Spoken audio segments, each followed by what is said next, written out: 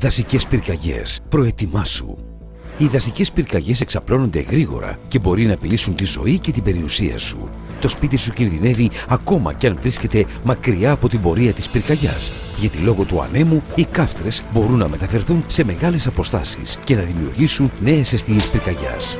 Με απλές κινήσεις μπορείς να προστατευτείς. Βήμα πρώτο.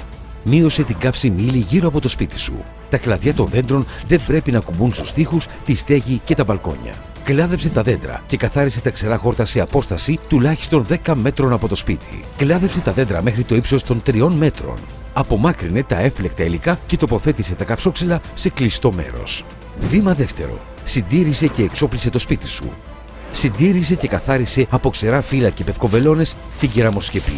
Οι υδροροές πρέπει να είναι μεταλλικές και καθαρές από φύλλα.